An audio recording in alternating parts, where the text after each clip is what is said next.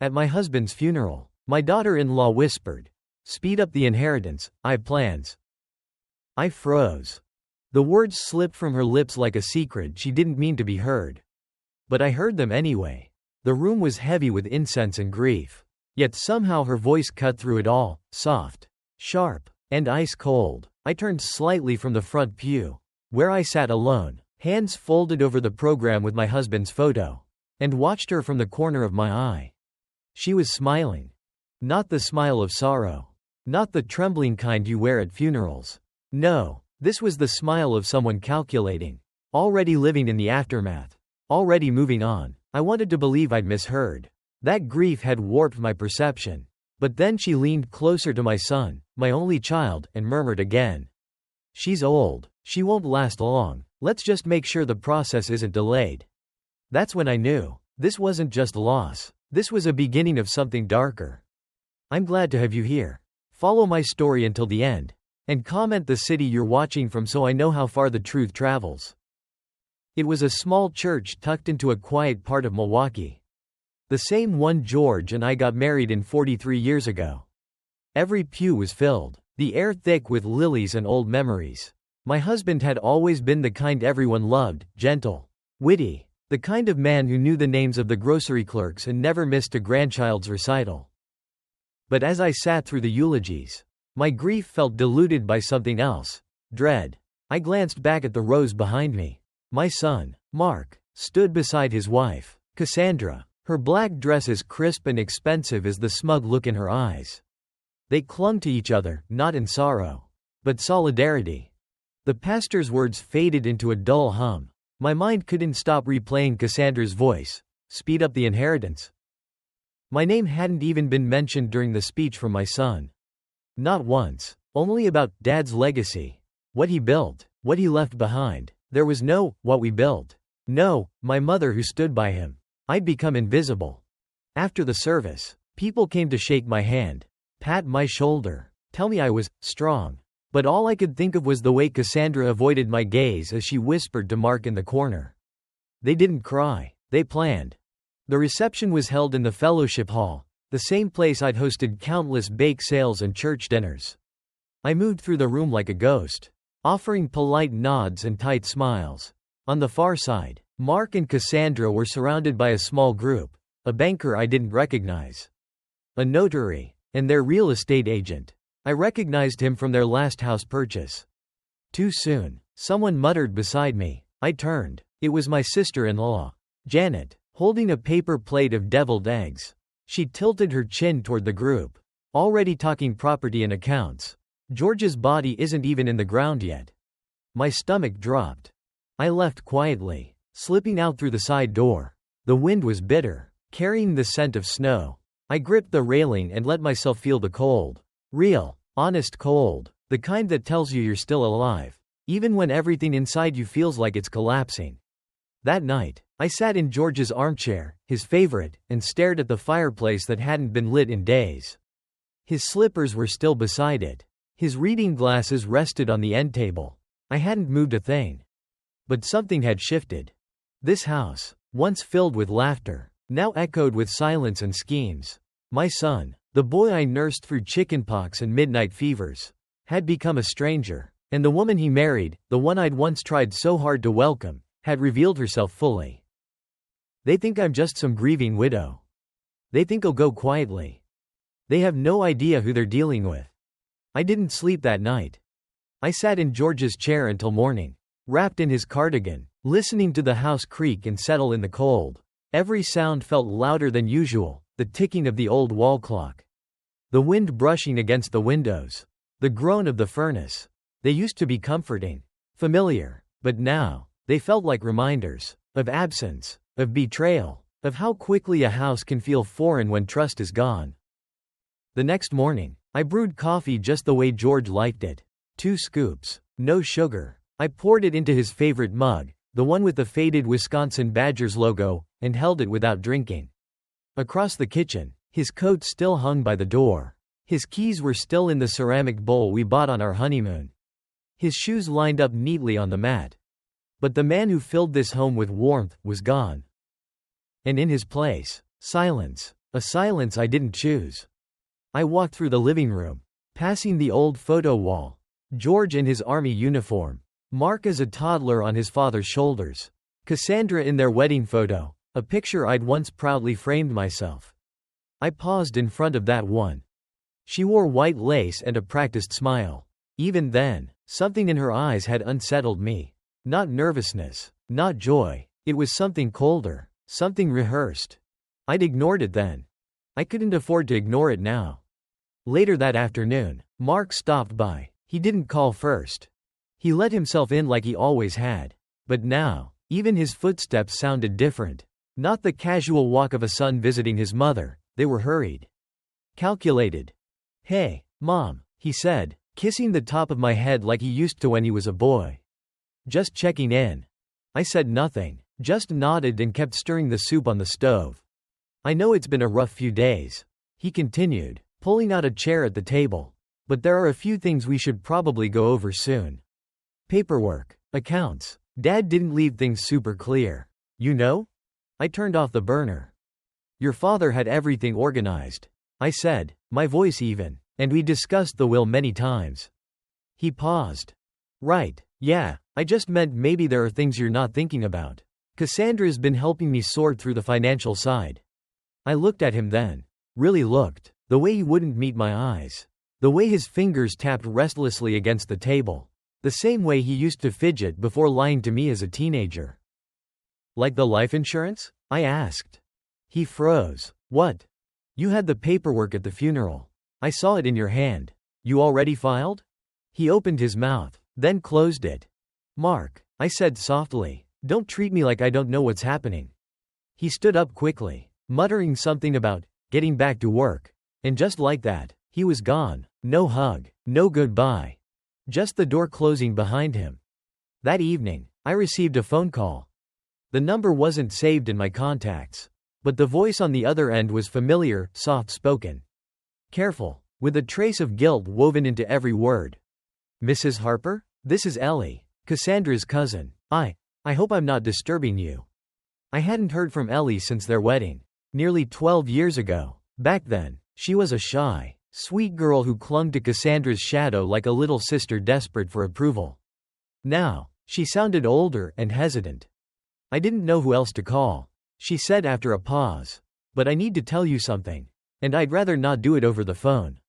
We agreed to meet at the diner just off 6th Street.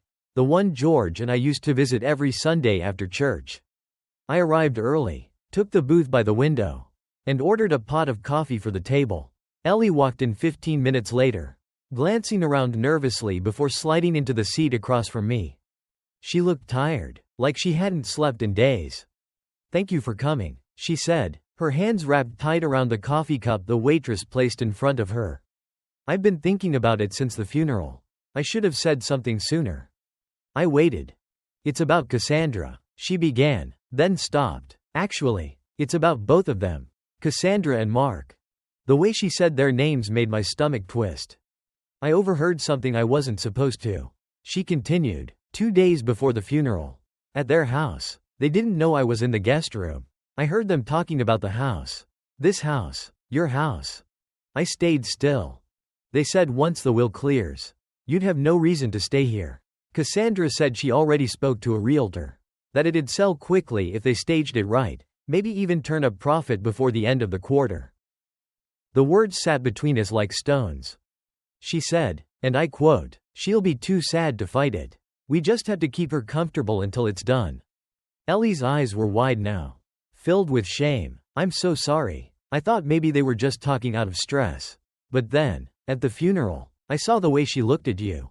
And what she whispered, that wasn't stress. That was a plan." I took a breath and looked out the window. Snow had started to fall, light, steady, covering everything in white, as if trying to make the world look clean again. "They think I won't notice," I said quietly. "They think grief makes you weak." Ellie reached into her purse and pulled out a flash drive. I recorded part of the conversation on my phone. I didn't mean to, but I was texting someone when I heard them start. It caught a few minutes. I stared at the tiny device in her palm. "Proof." Ellie placed it on the table. "I'm sorry if this changes anything. I just thought you deserved to know." It doesn't change anything, I replied, gently sliding the flash drive into my purse. It just confirms what I already suspected. She blinked, surprised. You're not mad? No, I said, folding my hands over my lap. But I'm done pretending not to see what's right in front of me. That night, I didn't cry. I sat at the kitchen table with the flash drive in front of me, next to George's reading glasses and the small lamp he always left on for me when I stayed up late with a book. The house was quiet again, but this time, it wasn't grief that filled the silence. It was clarity. For weeks, I had let everything blur together, sorrow, confusion, denial, but now, the pieces had settled, the picture was sharp. I remembered something George once said to me after a disagreement with a business partner. People show you who they are when they think you can't stop them. Cassandra had shown me. So had Mark. They saw me as a stepping stone, a final obstacle to their next move. My age, my grief, to them. These weren't vulnerabilities, they were advantages. The weaker I seemed, the easier to push aside. I stood up and walked toward the hallway closet. Inside, tucked between blankets and old photo albums, was the safe. George had installed it when Mark left for college, insisting that some papers need extra protection. I hadn't opened it in years. I turned the dial. It stuck once, twice, then clicked into place. The door creaked open. Inside were three things: a copy of our original will, a manila envelope marked, "in case of dispute," and a notarized letter George had signed just 2 months before his heart attack. I opened the letter first. In his familiar, slightly crooked handwriting, George had written a single line beneath the legal phrasing. If they ever try to take what's yours, show them this. I read it twice, maybe 3 times, before sliding it back into the envelope. Then I opened the will. It was clear. Everything, the house, the savings, even the lake cabin we rarely used, was left to me. No conditions, no clauses, just my name, in black ink, witnessed and filed. I thought about the look on Mark's face when I'd mentioned the life insurance. The way his fingers twitched. The way Cassandra had stayed in the background, managing the details, whispering plans. They knew this version of the will existed. They just assumed I didn't. I stayed up until almost 2 a.m., reviewing everything, lining it all up: facts, documents, the flash drive, the notary George had used, even the name of the lawyer who had updated the paperwork, a kind older man named Harold Beck. I remembered him now. He'd come by the house, stayed for tea, and complimented the hydrangeas George planted out front. I found his number in the Rolodex drawer, written in George's hand. The next morning, I called him. "Mrs. Harper," he said after a pause. "I've been expecting this call." There was a calm in his voice, a familiarity. "Your husband was very particular about making sure everything was in order. He didn't trust Cassandra, said she had fast eyes and faster motives." I felt my lips twitch. He also told me, Mr. Beck continued, that if anything felt off after his passing, I was to help you, no charge. I closed my eyes. "Thank you. No need. Just bring the documents when you're ready. And don't worry, we'll make sure what's yours stays that way." I hung up, placed the phone gently on the receiver, and walked to the window. Snow had started again. But this time, I didn't feel buried under it. I felt ready. Sunday dinner came just like it always had. Cassandra insisted we keep the tradition going, for appearance's sake, as she put it on the phone 2 days earlier, a little too quickly. A little too sweetly. I agreed without protest. Sometimes the best way to see what someone's planning is to give them exactly what they want. They arrived at 4 o'clock sharp, casserole in hand, as if nothing had changed. Cassandra wore a deep burgundy sweater and a string of pearls that used to belong to my mother-in-law. Mark carried the wine and smiled like a man with nothing to hide. "Smells great, Mom," he said, kissing my cheek without looking at me.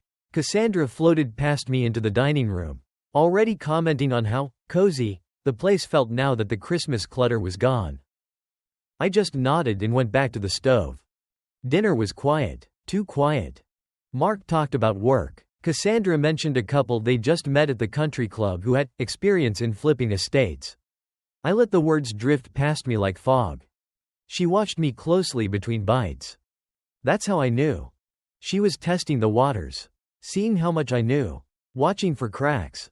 When dessert came, lemon pie, George's favorite, Cassandra placed her fork down with a dramatic sigh.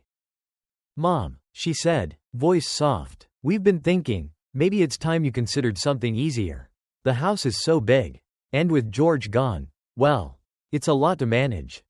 Mark nodded beside her, not meeting my eyes. "It's just a thought. There are some really nice communities. Places where you'd be around people your own age. With activities, support." I took a sip of coffee. Set the cup down carefully. "I appreciate your concern," I said calmly, "but George and I planned for this. He made sure I could stay exactly where I am." Cassandra blinked. Mark shifted uncomfortably. "Well, of course," she said quickly, "but we were also talking to a financial advisor and he—" I raised a hand.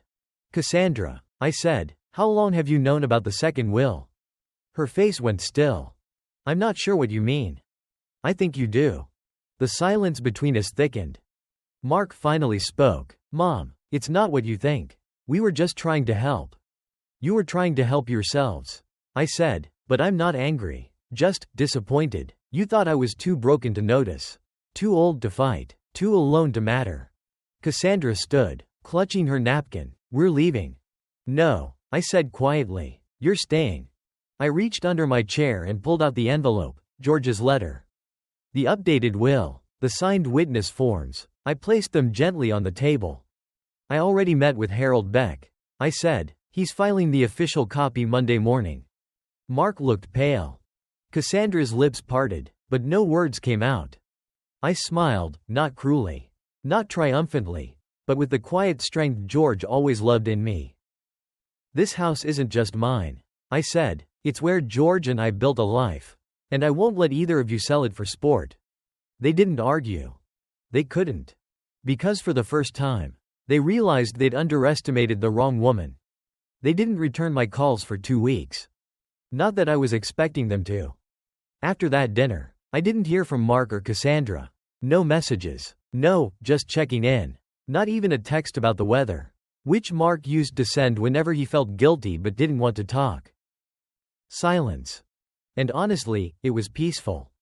The house, once filled with tension and tiptoeing, felt like mine again. I spent my mornings tending to George's plants by the kitchen window, reading the newspaper in full, and occasionally standing by the hallway where the safe was, just to remind myself, I still have choices. I still have a say. On the third Sunday, just after breakfast, I received a letter. Not an email. Not a phone call. A printed letter, neatly typed, mailed from their zip code. It was from a lawyer. Not Mr. Beck, a younger one, unfamiliar, on firm letterhead. The language was polite, cold, legal. In light of recent discussions, my clients, Mark and Cassandra Harper, formally request clarity and access to all estate documents relating to the late George Harper's assets. Should this matter not be resolved amicably, they are prepared to pursue resolution through court. I read it once, then again, then folded it carefully and placed it in the drawer under George's old pocket watch. So that was their next move. When greed is denied a shortcut, it often chooses to escalate. I called Mr. Beck immediately.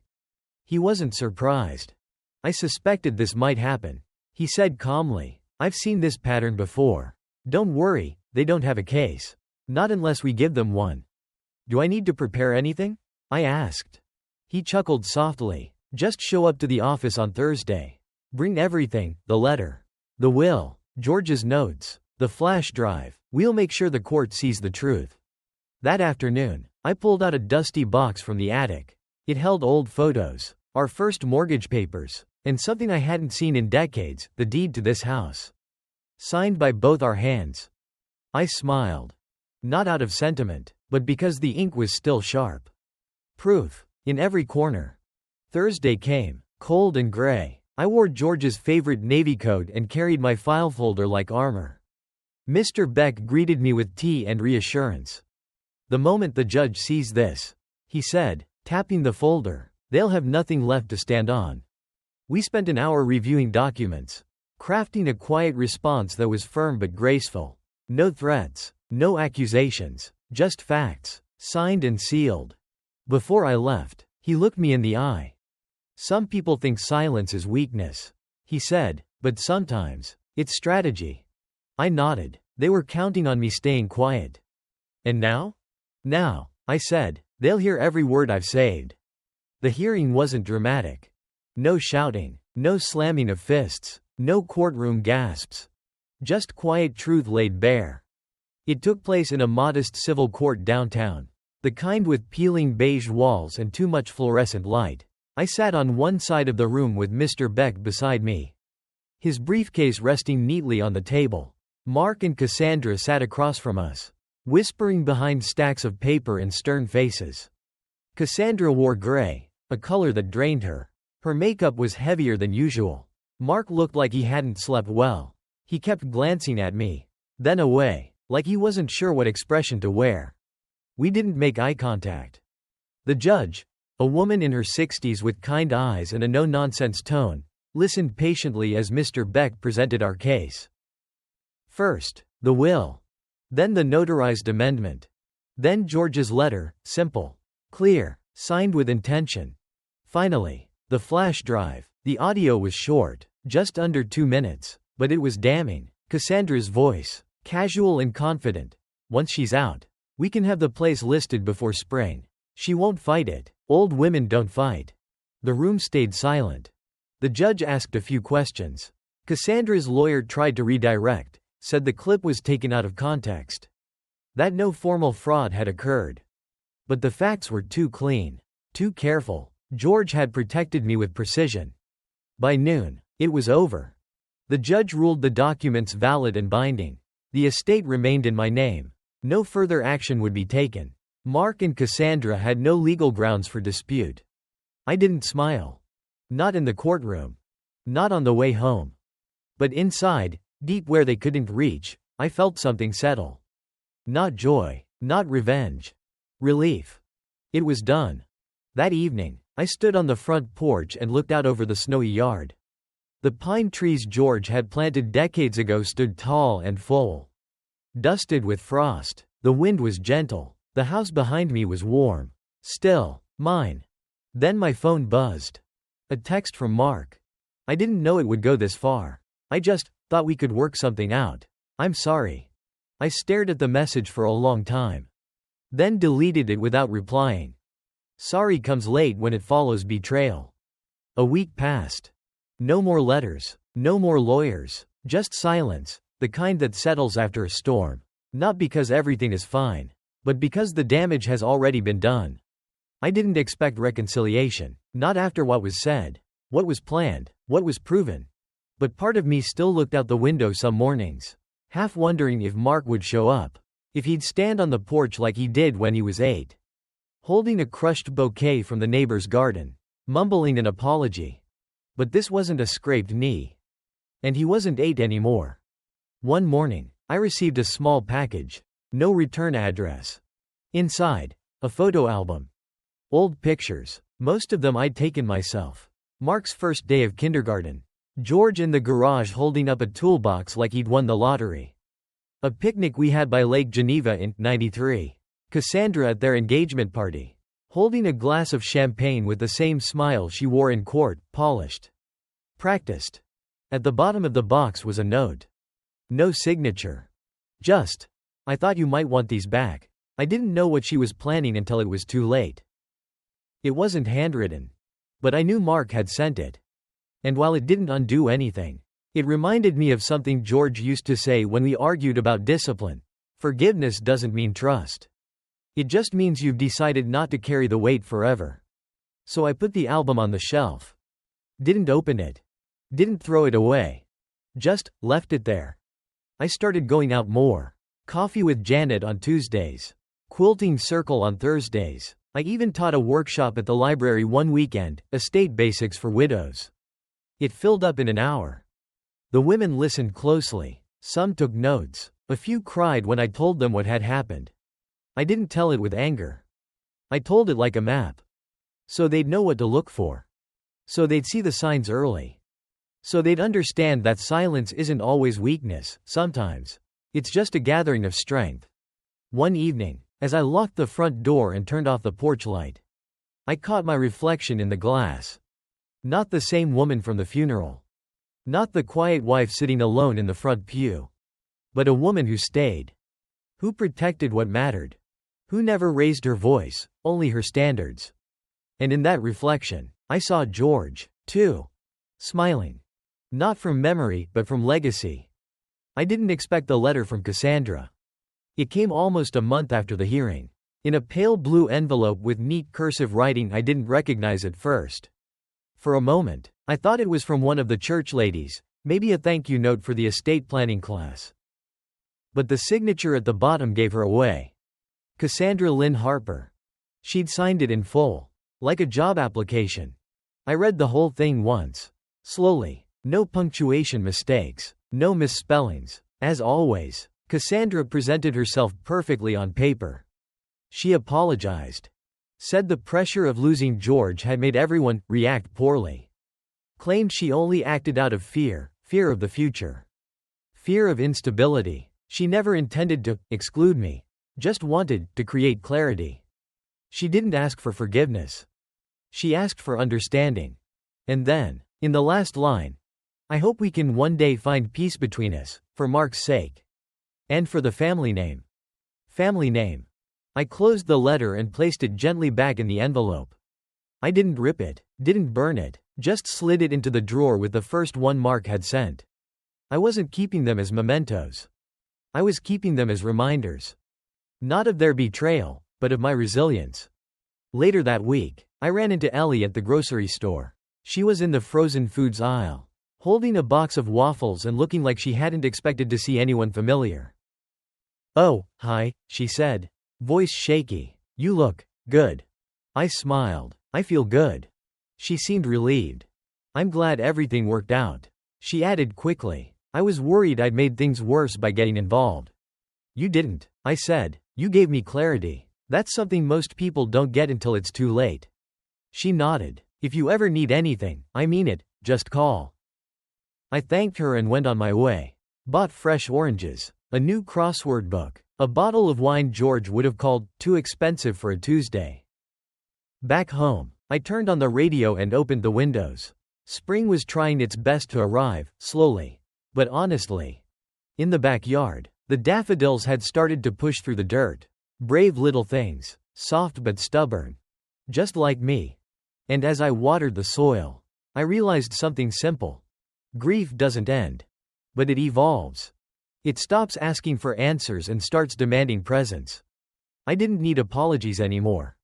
I didn't need Mark to come crawling back. Or Cassandra to beg. I had what mattered, peace, space, and the knowledge that I stood my ground with grace. Some people scream to be heard. Others whisper and scheme. But me? I stayed quiet. And still, I won. Spring eventually came in full. The snow melted from the roof. The robins returned to the oak tree by the porch. And for the first time in months, I left the front door open just to let the breeze wander through. The house didn't feel heavy anymore. It didn't whisper loss. It held something else now, a stillness. Yes, but not the kind tied to grief. It was the stillness of survival. Of knowing I had faced something that tried to unmake me, and stood tall anyway. Janet stopped by one afternoon with a basket of scones and some new gossip from the church board. Nothing serious, just chatter about who was dating who and what color the choir robes should be next season. We sat at the kitchen table for an hour, sipping tea and laughing quietly like we hadn't in years. Before she left, she looked around the house and said, "It feels like you again." I nodded. "It is." I didn't talk about the court, or the letters, or Cassandra. Some things don't need repeating once you've already spoken them with action. That weekend, I drove to the cemetery. I brought fresh daisies. George never cared for roses. I wore the green scarf he gave me the winter Mark left for college. It still smelled faintly of cedar, though maybe that was just memory. I stood by the headstone and let the silence stretch out. Then I whispered, "I handled it." Not for drama, not for closure. Just to say it out loud. The wind carried my words away, and in return, I felt something settle in my chest. Not forgiveness for those who hurt me, but peace with myself for not becoming like them. I stayed a while, then drove home. On the way, I passed the real estate office where Cassandra once asked for property forms. I didn't stop. Didn't look. Didn't even feel anything. Because some chapters don't deserve rereading. I spent the next few weeks planting vegetables. Tomatoes, peas, cucumbers. It felt good to dig, to nurture, to invest in something I'd eat with my own two hands.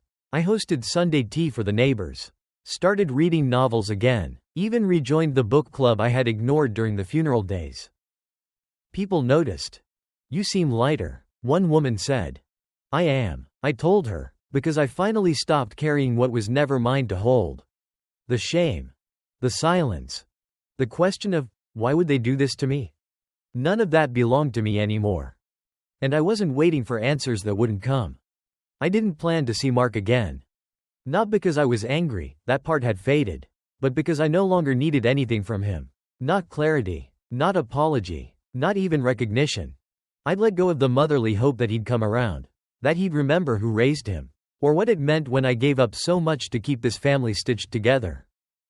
But life, as it often does, had other plans. It was a quiet Thursday when I saw him, at the pharmacy, of all places. I was picking up my usual prescriptions. He was standing near the greeting cards, holding one in his hand like he couldn't decide whether to read it or put it back.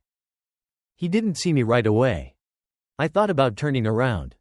But something inside me said, "No more running from what's already behind you." So I walked over. "Mark," I said softly. He looked up, startled, eyes tired, hair a little longer, a few new lines on his forehead. "Mom," he said, clearing his throat, "I didn't expect to see you here." "Neither did I," I replied. He looked down at the card. It was a plain one. White cover. No glitter. No ribbons. Just the word, "Thinking of you," across the front. "I was going to send this," he said, "but I didn't know if you'd read it." I didn't answer. Just waited. "I know I messed up," he continued, voice low. "I let her push me. I let greed cloud things. And I know that's not something a card can fix." "No," I said, "it's not." He nodded, took a deep breath. "But I want to do better. If not for you, then for Dad. I've been going through some of his old things. His journals, letters. He wrote about you a lot. Said he admired your stillness. That you never raised your voice. But when you left a room, people noticed. That made me blink.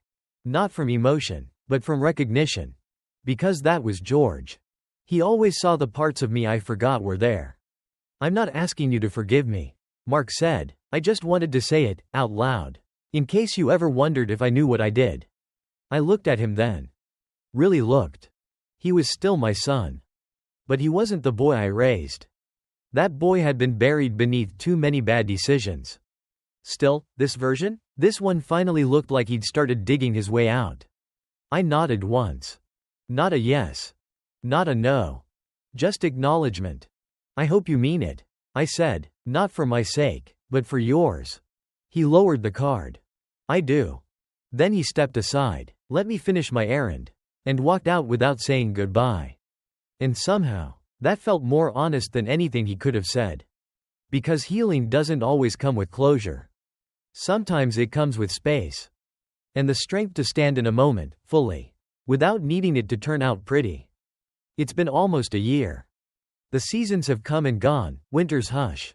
Spring's thaw, summer's bloom, and now, fall is gently creeping in, scattering golden leaves across the porch George built with his own hands. The house stands just as it always has. But I'm not the same woman who sat frozen in the front pew at my husband's funeral, hearing the first cracks in what I thought was still a family. Back then, I thought grief was the hardest part. But it wasn't. It was betrayal. Not just by a daughter-in-law I never fully trusted, but by a son I once carried. Fed, forgave, defended. That wound cuts in strange ways. Not sharp like anger, but slow, a bruise that blooms over time. And yet, I survived it. That's the thing no one tells you about getting older. People expect your heart to shrink, to grow fragile, but mine didn't. It grew stronger. Quieter, yes, but wiser. I no longer replay what was said at the funeral. I don't linger on the whispered plans or the empty apologies. Instead, I find comfort in the ordinary. In the click of the front gate. In the warmth of tea steeping in the same blue mug George always used. In the way the light hits the dining room table at 4 p.m. The exact hour Cassandra once suggested we list the house for sale. I kept the house. Not out of spite. But out of love. For the memories baked into its walls. For the history no will could transfer. For the legacy George and I built quietly. Steadily. Year after year. Mark sends the occasional postcard now. Short. Polite. Sometimes with pictures of places I know he didn't take Cassandra to. I don't answer. But I don't tear them up either. Some healing doesn't come with reunions. It comes with release. Letting go of what you wished they'd be. And holding on to who you chose to remain. Last week, I spoke at the community center.